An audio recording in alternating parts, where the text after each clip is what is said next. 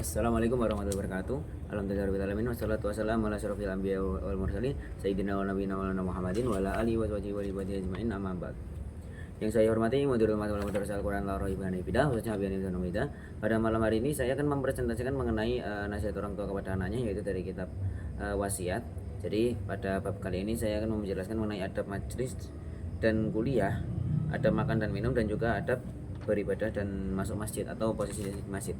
Jadi kita langsung ambil kesimpulannya saja, yaitu yang mengenai adab majelis dan kuliah dulu ya, yaitu ucapkan salam saat jika berpapasan dengan suatu kelompok dalam rangka kesopanannya. Jadi kalau kita misal jalan kaki di kampus, nah ketemu suatu kumpulan kayak kelompok ngobrol gitu, nah itu ya kalau kita bilang salam lah, atau mungkin kalau lebih simpelnya ya permisi gitu. Jadi biar lebih sopan saja, jadi kita mesti ada adabnya juga. Oke, next. Jangan suka mengetahui hal-hal yang orang lain itu tidak ingin diketahui. Maksudnya kayak privat gitu loh. Nah, soalnya kenapa? Karena ya kita belum tentu kan, kalau misal kita lihat itu memang benar-benar harus dirahasiakan seperti itu.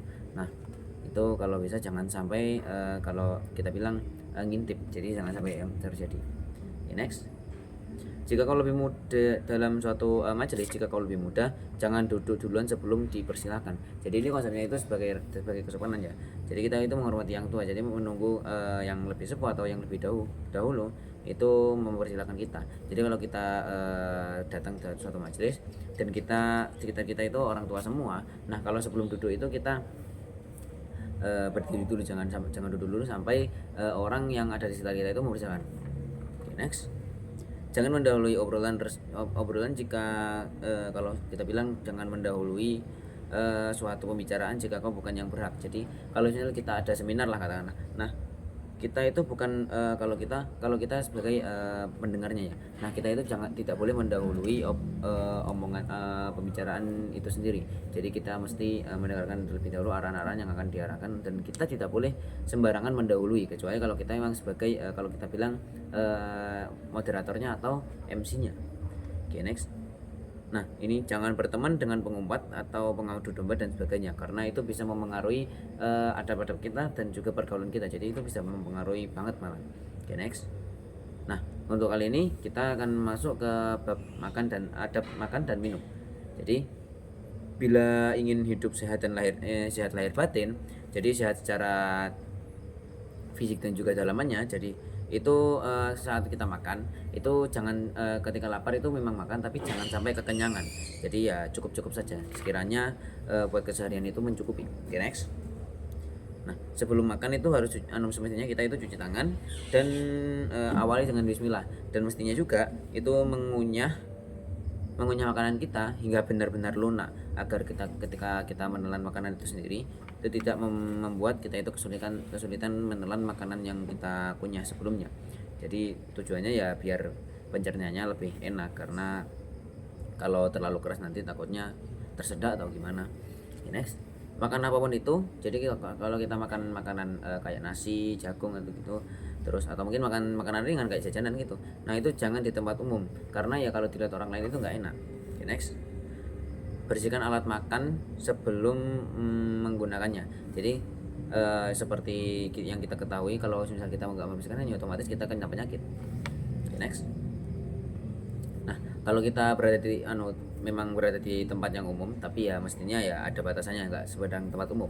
Nah, itu siapapun yang ada di sekitarmu ya sopan sedikit. Kalau kita bilang ya makan mas, nah seperti itu.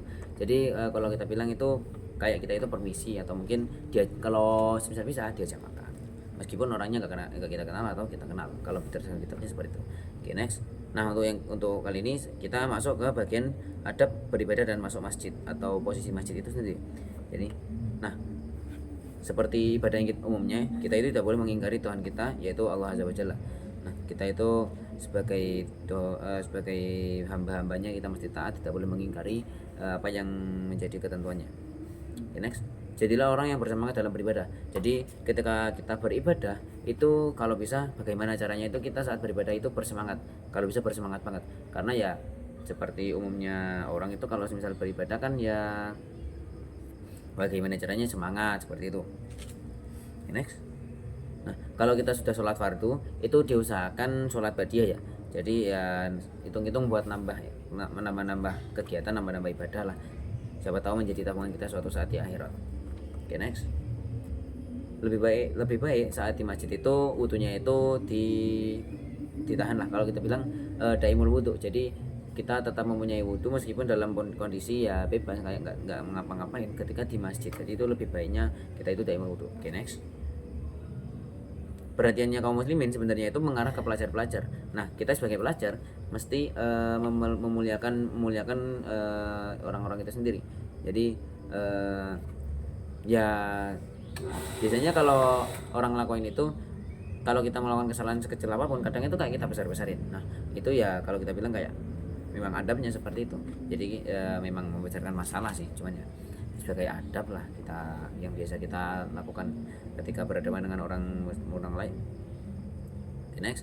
Jadi saat kita di masjid itu kita itu selalu dilirik. Jadi jangan bertindak aneh-aneh, karena ya orang yang melirik itu biasanya mengambil teladan dari kita saat kita beribadah atau bagaimanapun itu, bagaimana caranya itu tidak memancing hal-hal yang tidak enak dipandang.